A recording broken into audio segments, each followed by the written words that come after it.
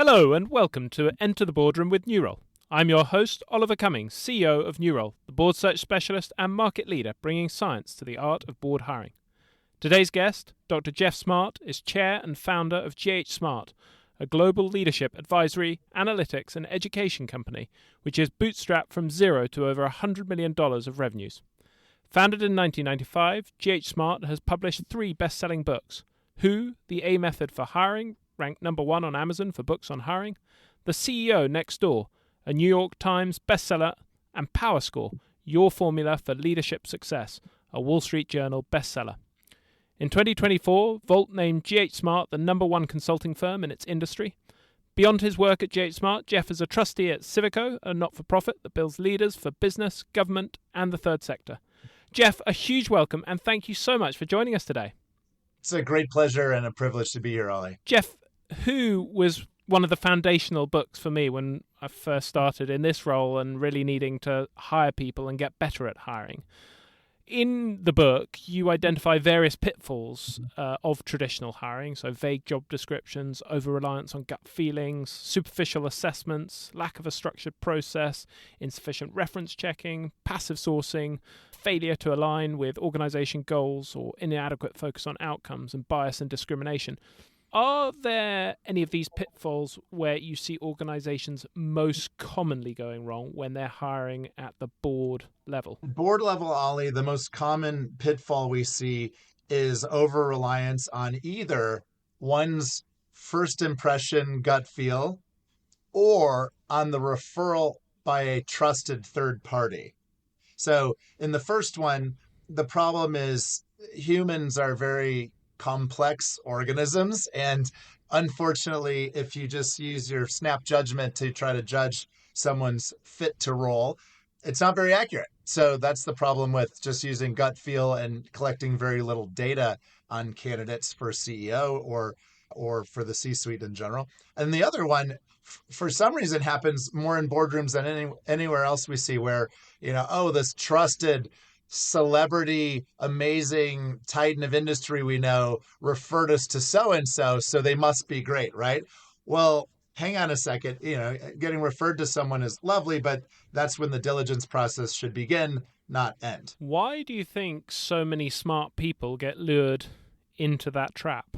I think there is a general lack of awareness of what the practices are around hiring CEOs or around developing talented teams that work versus the ones that don't work. You did an amazing job of summarizing some of the pitfalls in your introduction, but just to highlight a couple of them, for example, so we know gut feel doesn't work. You have an accurate assessment of a candidate that you're happy with a year later, less than 20% of the time if you over-rely or rely just on your gut feel. Hire with your gut. Well, that's horrible advice. Don't do that. You're going to get it wrong. It's going to cost billions in market cap.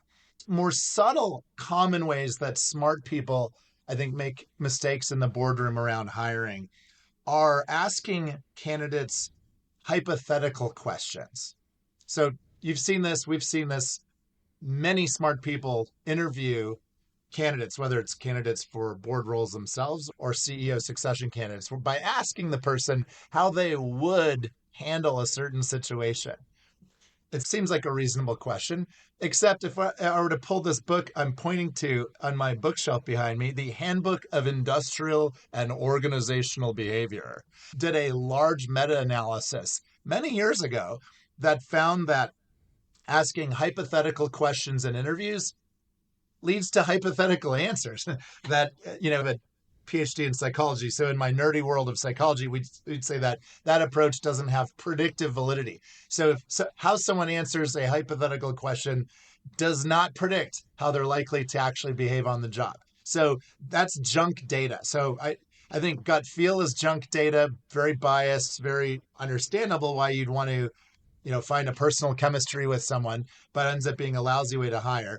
And this asking of hypothetical questions by smart people seems like it should be predictive of human behavior, but it just isn't. Because why? Well, people can invent whatever answer they want. And you can't verify it with references. You can't find data to suggest that that is how they actually handle a certain situation or not. So one piece of advice I'm hoping many from this podcast to your audience members is stop asking candidates hypothetical questions. One of the reasons I've heard people advocating for asking hypothetical questions comes back to finding more diverse candidates. And the argument runs that by anchoring an interview solely on past experience, you're ruling out some very talented candidates, often from underrepresented backgrounds.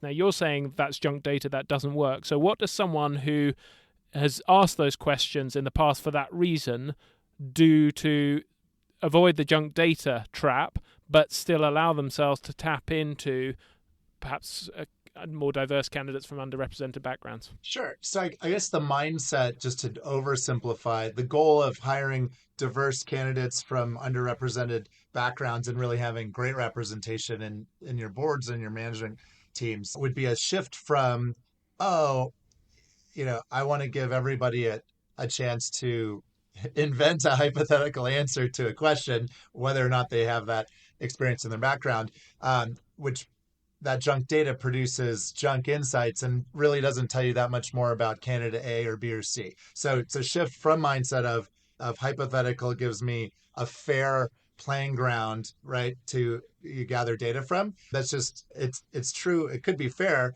but it's a equally poor instrument for really understanding someone and what they're capable of. To instead shifting the mindset to, I really want to deeply understand a person's life and career and choices and successes and failures. And it's not that they need to have had exactly that job before, but if by really understanding someone for who they actually are, you can then start to interpret whether skills could apply in a new setting. And related to this is, I think there's an over-reliance by boards on hiring CEO candidates from an exact niche part of an industry. I don't know, I'm just holding up my mouse here. The mouse rollerball rubber coatings industry. That's the only candidates we can think about. And right, you're not going to get a very diverse background of candidates. You're not going to get a very large pool of candidates. So rather than look for someone who's exactly out of a very, very narrow part of an industry, widening the aperture up a bit and saying, what are the strategic challenges that this CEO will face in this job? Who's the customer set? What types of solutions are we selling to this customer set? And let's consider candidates who come from a wide range of backgrounds who might have relevant experience that might not be as exact. Other ways to hire folks and really achieve good representation on boards and management teams. We'll get into more of the best practices here, but having one set of criteria that you're using to evaluate different candidates is a form of a low biased hiring. Sometimes when people are looking for different things and different candidates and that the criteria they're using shifts, that's considered unfair and biased. So if the goal is to have wonderful, diverse, talented, good-hearted teams that produce great outcomes, there are best practices for achieving that, but asking hypothetical questions isn't one of them. You break down the hiring process into those 4 key elements: the scorecard, sourcing, selection, and selling. Maybe if we start with that scorecard piece, maybe we can take a sort of hypothetical scenario. If you're building a board for ghSMART, how do you go about building that scorecard piece? Yeah, this step, it sounds so obvious, but it's kind of uncommon practice, right? So remember that old, wonderful self-help book, 7 Habits of Highly Effective People, right, by Covey. One of the habits of highly successful people is begin with the end in mind. I love that advice, right?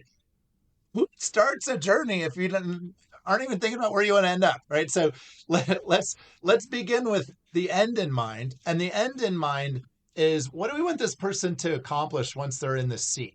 The opposite of doing a scorecard step is to just think that you know what you're looking for and that you will recognize when you see it. And we say no to that.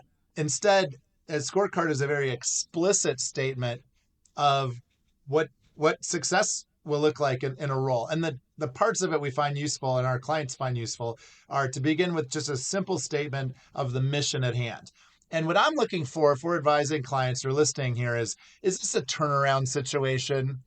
Is this a take a domestic brand global?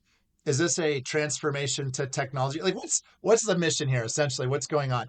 And once you articulate that as background, then you can move to step 2, which is to lay out the outcomes that you expect that CEO, let's say this is for boards hiring CEOs, what are the outcomes? Revenue, profitability, what are the key strategic initiatives to be executed on?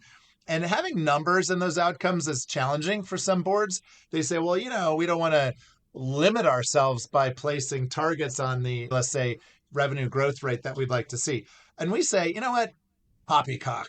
Is that a British thing to say? We say poppycock. We say, hey, you have to clarify goals with numbers. And if you don't do that, it makes it very difficult to hire the right people because then you don't have a way to calibrate on whether this person appears to have the ability to achieve a certain result. So with scorecard, it just begins with saying, here's what success looks like. Here are the outcomes we expect them to achieve. If you want to get fancy with a scorecard, we also suggest putting in some culture variables in there. What is it about this special company? Picture Steve Jobs, Apple, or companies that clearly have culture being an important part of their strategic capability set. We say you definitely want to hire a CEO who can work with that culture. You might want to evolve the culture a little bit, as Satya Nadella did at Microsoft after inheriting it from Steve Ballmer. That's fine. But you want to be very aware, I think, of culture and have a few of those variables show up on the scorecard as well. So doing a scorecard, any kind of scorecard that even somewhat picks up on those elements I just mentioned, is much better than not having a scorecard at all. There was a fashion brand board meeting I sat in not too long ago where the board chair was very upset with me because she said she did not want to go through this unnecessary step of writing a scorecard for the CEO succession process we were just kicking off. And I said, well, why don't you want to write a scorecard? That's the step 1. And she said, because we already know what we're looking for. We don't need to waste the time. I said, well, in that case, and I looked at the 9-person board, I said, this will be a very short conversation. So go ahead. What are we looking for in this new CEO? And one gentleman said, well, we're going to go upmarket here. So we need a CEO who can take this fashion brand upmarket. Someone else looked aghast. Upmarket, we're trying to go down market, I thought. Remember, we talked about such and such getting into these big box retailers with sub-brands. Someone else said, hold on a second. I thought the whole challenge here was to shift to more digital e-commerce and out of the retail boxes. So it's funny because two of my colleagues and I were sitting there in the boardroom and we just didn't talk. We didn't have to. We just let them just have a wonderful discussion. But it became clear, it was unclear what the set of criteria were for evaluating candidates. So step 1, let's all get on the same page, literally, on what we're looking for. Well, let's talk about the next stage of the process, which is that sourcing piece. And you advocate for a multi-pronged approach to sourcing talent through networks, through platforms, through internal referrals and recruiting firms. Why are most organizations not that thorough about this if there is so much advantage to that multi-pronged approach? It sounds expensive and like a waste of time to go to the degree to which I believe and our research suggests you have to go in order to really hire the best candidates. For example, we practice what we preach. 3 years ago, the president of my firm, ghSMART, whom we had asked to do a 3 or 4 year term, finished his 12th year as president and managing partner of ghSMART. It's Randy Street, my co-author on the Who book. So Randy and I really became great teammates working on the Who book, and the partnership decided we wanted Randy to run the firm. So that was about 14 years ago now. So he did a great job. He 10x'd the size of our firm over his 12 years as president and managing partner. And then he was ready to retire and be vice chairman, whatever that role means, and to be an ambassador and help us with business development and other things. So I'm now hiring effectively my CEO, right? So I'm chairman and founder. I don't run the firm. And so what did we do? We hired an outstanding search firm. So yes, hire a search firm. Like Neural, for example, our host today. You have to, because otherwise it's very difficult to get the quantity of candidates and the different types of candidates at the table if you're just sourcing all the candidates on your own. We looked at 150 candidates that this very expensive search firm helped us meet, and it was a very helpful process. We identified 12 internal candidates, 6 men and 6 women. Is coincidentally, as it turns out, what half our partners are women. So actually 55% of Geoff Smart's partners are women. So half men, half women, 12 candidates. And so I think it's a matter of thoroughness. And we were able to, with great conviction, Ollie, I'm talking like in your bones, goosebumps conviction, select the best candidate from 150 outside people and 12 inside people. And our president today, Jeff McLean, has performed exceptionally well. And we're, not surprised. But that's the amount of work you have to do if you really want to be happy with the result. We hired our CFO a year ago. So Jeff, the new president, was like looking at his team, and our previous CFO moved on to something else. So there's a chance to hire a new CFO. For that, we hired a search firm specialized in CFOs of companies bigger than we are, generated over 100 candidates that we talked to.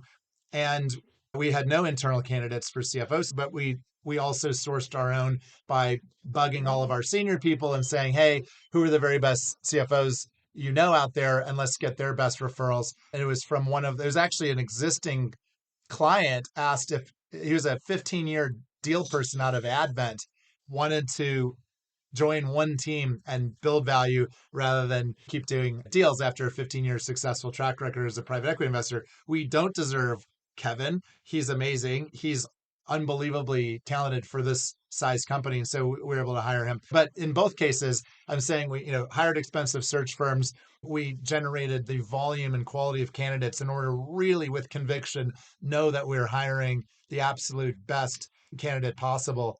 And I think once you start hearing numbers like that, when not so good search firms, not New Roll, but other not so good search firms give you 4 or 5 candidates and kind of act like, here, choose, and you choose one, like that's incredible malpractice on the part of the search firm or on the part of the board. This isn't a 4 or 5 candidate kind of game. This is a dozens or hundreds of candidates game.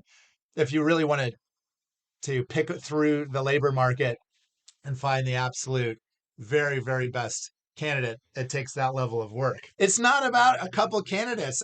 Boards are being unbelievably irresponsible when they seem satisfied with looking at a few candidates and picking the least bad one. Come on. What is the most important role of the board, if not to make the absolute best CEO selection decision, and then advise, of course, on issues of strategy and capital and governance, but talent and culture, as that CEO then executes on the strategy of the business. So to me, and it's funny, I went to a Harvard Business School 4-day How to Be a Great Board Member seminar about a year ago, and I was struck by the degree to which the experiences of the 70 other student board members in the room was, if we could only get this CEO hiring thing right, our jobs will be much easier and we're going to look like heroes. But when we get it wrong, we are the villains. The cost benefit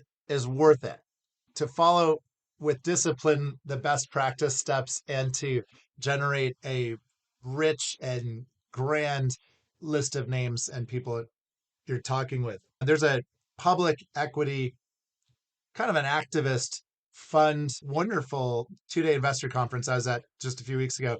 And the founder of this very successful activist public equity fund said that the difference between hiring a good CEO and a great CEO is 70x.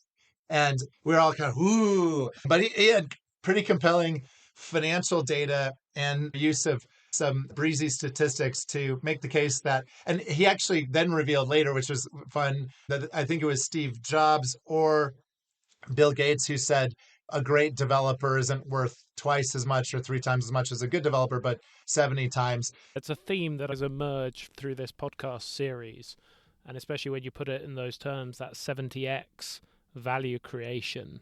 And I don't know if those are the exact numbers, but if you think about the amount of time that a board spends on CEO selection, it doesn't feel commensurate with the value creation opportunity versus the other things that they do. But I want to talk about the selection process, which is the next stage in your funnel. You have 4 different interviews in your selection process: the screening interview, the who interview, the focused interview, and the reference interview.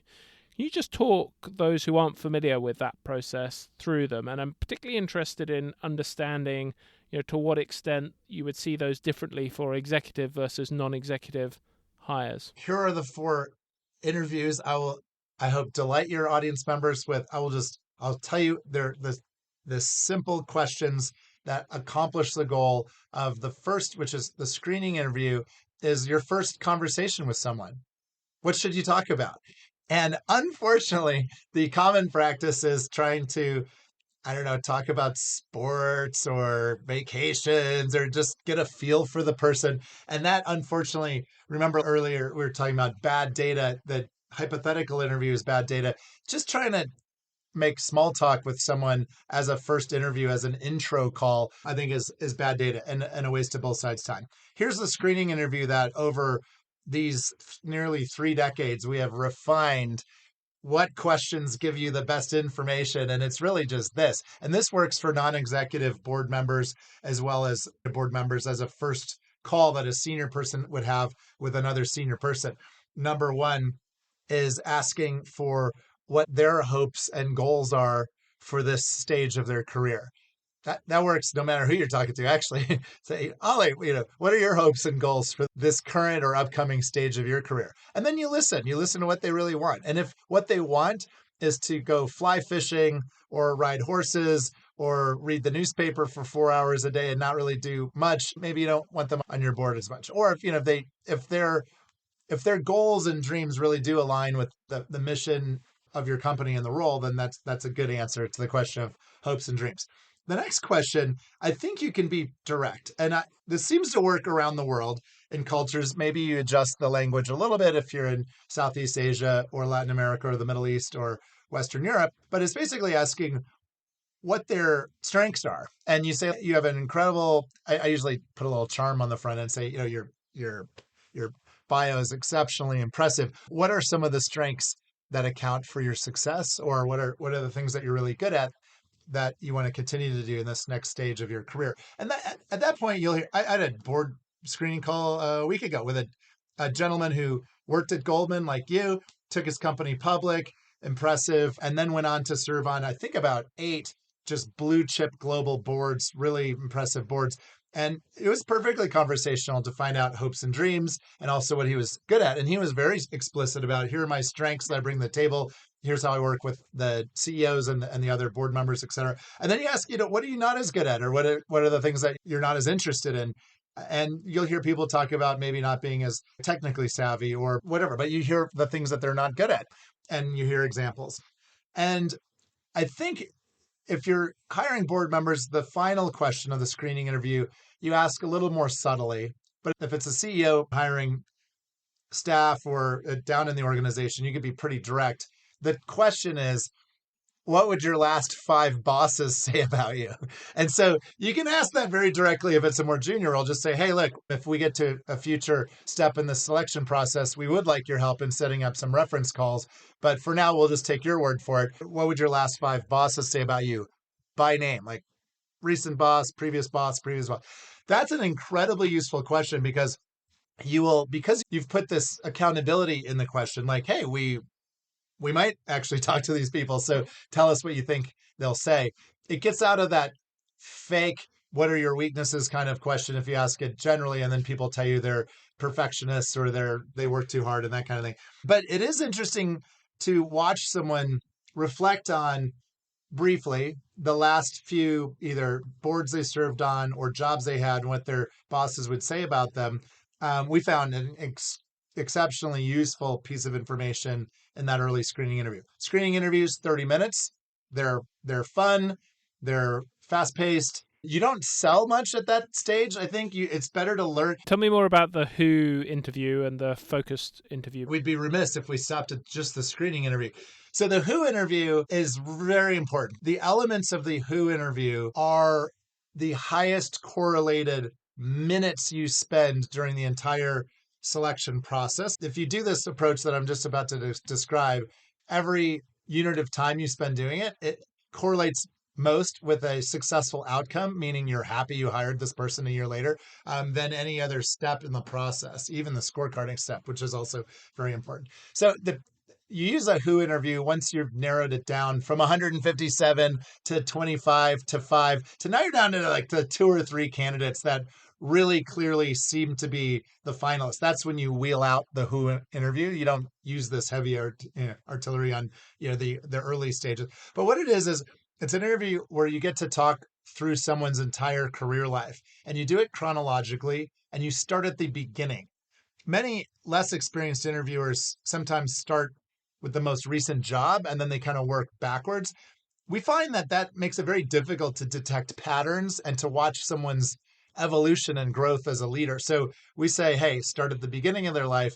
What were early influences in their life? And maybe it was a cousin or an uncle or a parent or a sibling. We even like to ask questions about people's roles in their families. What were you known for, Ollie, in your family? Oh, compared to my brother, he was the sporty one, and my sister, she was the scientist. I was the writer and the poet. Okay, whatever.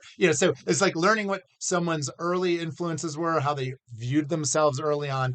And then we talk about school. So what were some high points and low points of every stage of their education? That's a brief conversation. That's maybe 10 minutes only of talking through their school. So college, university, et cetera. And then the meat of the conversation is talking about each job they've had. And there are only 5 questions you really need to ask with follow-up questions. And by the way, our favorite follow-up questions are what, how, and tell me more questions. What were the goals that you're hired to achieve? What did you accomplish? How did you do that? Tell me more. So what, how, tell me more. These are your favorite follow-up questions. But the 5 big questions for each job to ask someone are, what were they hired to do? What did they accomplish that they were proud of? What were some mistakes or lessons learned? Who did they work with? And this is where you get back into that with the screening interview, the same tactic where you say, what was your boss's name in that job? And then you write down the boss's name, or maybe even ask the person to spell the boss's name. So they really get the idea like, oh, okay, you're being pretty thorough here. And you say, hey, look, if you make it to the final round of this selection process, we would love your help in setting up some reference interviews. So your boss's name was Kathy Johnson. Kathy with a K or with a C? Oh, okay, Kathy Johnson. What was it like working with Kathy? And what is Kathy likely to say your strengths were back then and some of your weaker areas back then? Boom, boom, boom. This is great data. This is where you really get some amazing data points on people and what they're naturally really good at and what they're not so good at. And then the 5th and final question is, why'd you leave that job? And that one's very telling, Ollie, because guess what?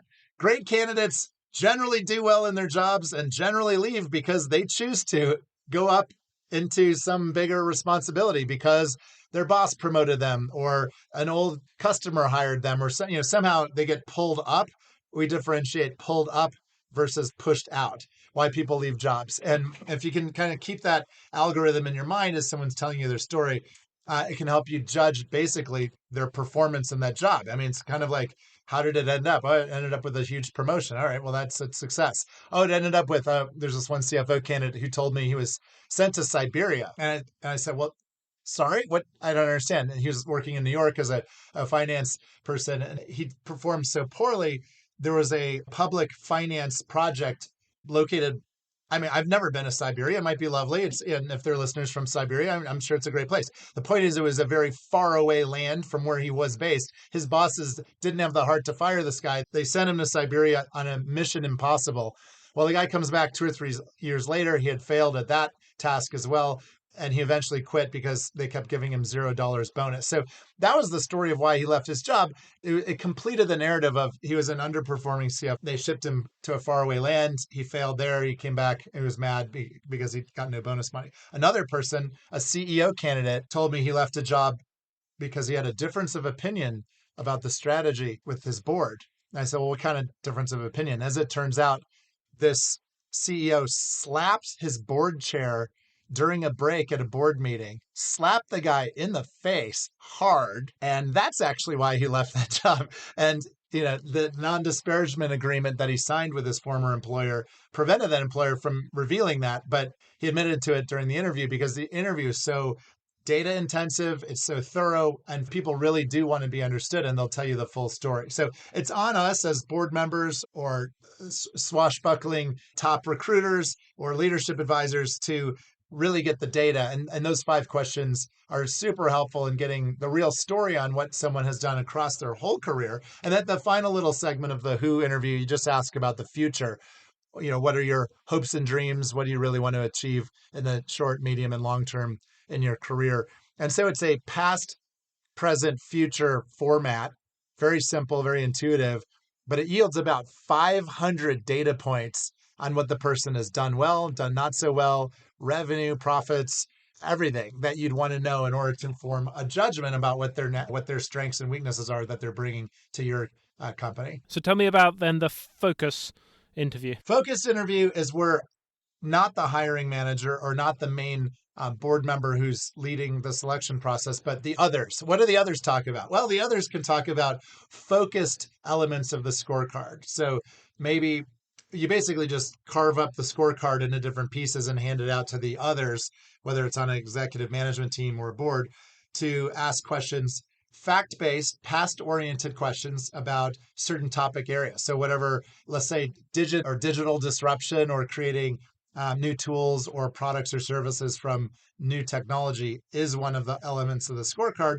Well, one board member might take that theme and say, here, we're going to talk tech for a moment for this next 45 minutes. Let's talk about your experiences either running or building new products with technology. It's basically a topical, past-oriented interview with the idea being of augmenting the Who interview. So the Who interview sort of covers all time periods and all categories, but then as a second opinion or third, fourth, fifth, sixth opinion, you have your other members of the selection committee really targeting it in a focused way, certain elements of the scorecard to gather more data. That's the focused interview. And of course, the reference interview is the final type of interview. And we say, hey, have your great recruiters help with the workload of doing reference interviews.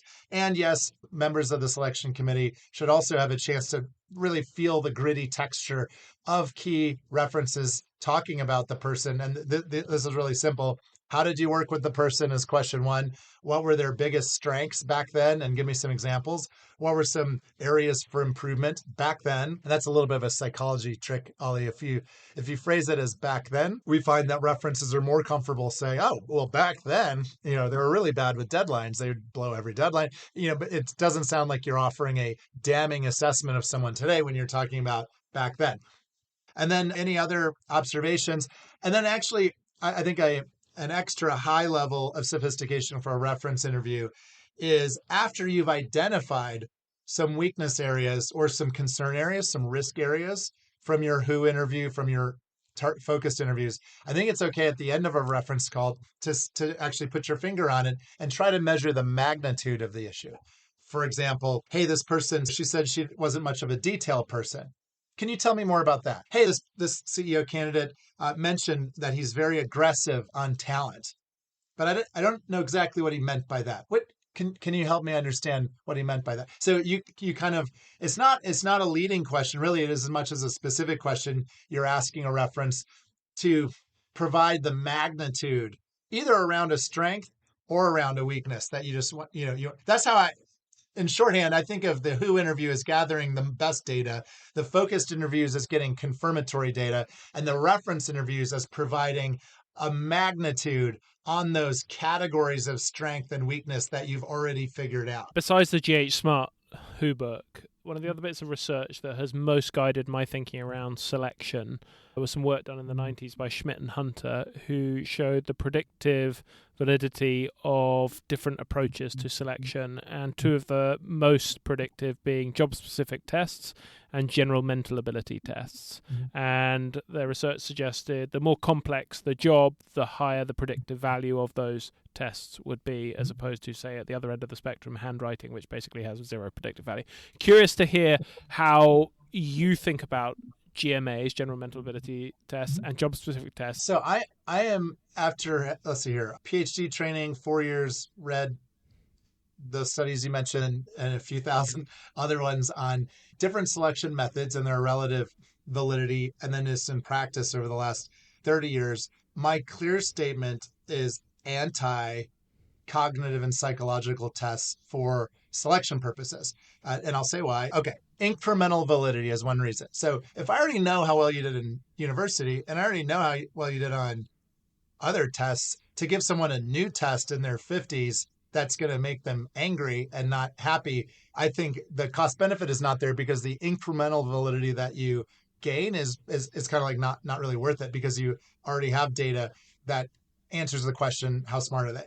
Psych tests are worse. So psych tests, they're psychological tests where the assumption is there's a certain set of profiles that are going to be the right ones to build this international diversified industrials business.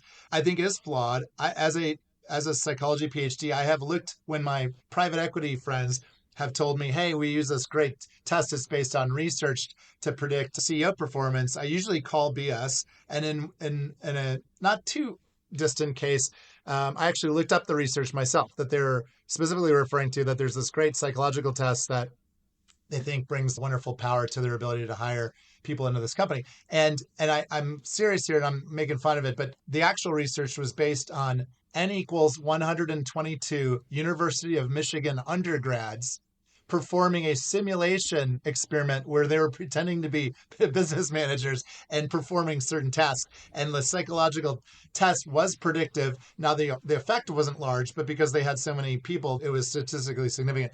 And my private equity buddy was horrified to see that was the research that it was based on. Guion, Guion, did a meta-analysis in our world of industrial psychology looking at psych tests as predictors of success in executive roles, and found that they weren't predictive and they frustrated candidates. And so he says, don't use them for selection, but you can use them for team building. We use psych tests for team building at ghSMART, how to get teams to work together. Myers-Briggs. And I mean, all that's great for personal development and having something to talk about to bond as a team. I think there is value in psych tests. As using them as an unbiased, predictor of performance in the C-suite, we generally counsel against them. One of my CEO friends who was interviewing for a different CEO job called me up one day and said, do you tease small animals? And I said, well, no, Eric, I don't.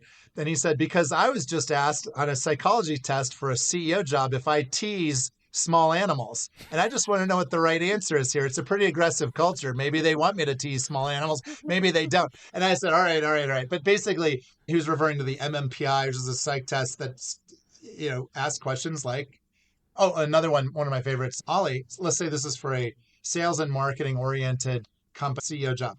True story, psych test had this question. On a Friday night, would you rather be at a library or a cocktail party?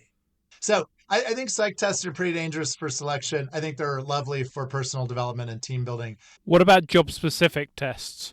For a boardroom, what I like to do is to get, if it's a chair or an independent director that I'm assessing, I will often give them a set of board papers and explain to them as a pre-read, and then explain to them, look, these are the things that I'm thinking, these are the options I considered, and this is what I think we should be doing, but I'd love to explore that with you. Half credit, so not zero credit. It's not horrible. It's not as bad as psych tests or a handwriting analysis is a pretty bad measure. Another one of my favorite really bad measures of someone's capability to run a company is phrenology, which is the lost art of feeling the bumps on their heads to decide if they're a good candidate. Okay, so let's see here. That what you're describing in psychology land is called a work sample, where you give someone a piece of work and you go, here, do it. We do that at ghSMART. So it'd be hypocritical if I told you that giving a work sample is bad data.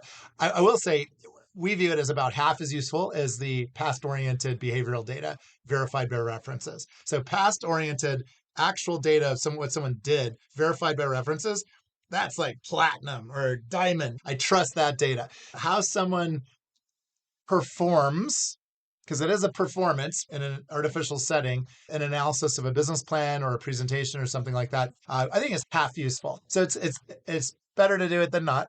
The typical disclaimer on a publicly listed company set of results is past behavior is no guarantee of future performance. Why do you think it's different with the C-level and board members versus the organization? Probably the number of variables present. I love that. I love the question. I think it's interesting. So if you're picking stocks or you're selling stocks to the retail public and you have the disclaimer, yeah, past performance is no guarantee of future performance. I think I think that's true. I think there are, as a former finance person, I hope you would agree, there are many, many, many variables that go into the price of an equity. Things that the company can control, exogenous factors, the price of tea in China, interest rates, geopolitical conflict. So there's all this external stuff that affects the stock price that even if it's a good company, quote unquote, you can't guarantee that past performance indicates future performance. For an individual human being, however, it's different because there's no greater predictor of a person's future performance than really understanding their past performance because they're one thing. It's a person. And so, yeah, there might be different situations they're in or different environments and that kind of thing. But people's behavioral tendencies are very strong. People are actually very consistent in how they behave. And so unlike a stock, which has, 1,000 different variables acting on it, the way a person goes through life and behaves is remarkably consistent. The challenge to me is really understanding what those behavior patterns are. Once you know that data, it's like you can't unknow it. You see it, you see a pattern, you hear the pattern, and then you see it play out once they're in the job. So yeah, whereas equities are very hard to predict because there's so many variables at play. Human behavior is easier to predict if you really understand what someone has done over the years in different situations and settings. We're not just all behaving randomly. Like there's a lot of consistency to people's behavior. So understanding their behavioral track record over a long period of time in different settings, in different situations, with different personalities, seeing what they did, seeing what the results were, forms very clear patterns that are generally accurate. Geoff, time has flown by, which means it's time for the lightning round, where I'm going to say a short statement and ask you for a quick response if you're ready. You got it. Best book every board member should read and why, apart from Who, The CEO Next Door, and The Power Score. Oh, shucks, Ollie, I wasn't going to pump my own books. Here's one that's non-obvious. It's called Coactive Coaching, COACTIVE, coaching. It's a wonderfully simple framework for advising. Boardroom behavior that irritates you most. Ego-driven comments meant to show status versus genuinely offering value-added insights for the business. Most valuable board ritual. Executive session where real conversations about the talent of the CEO and the management team are discussed rather than just talking about strategy and finance. Favorite quote.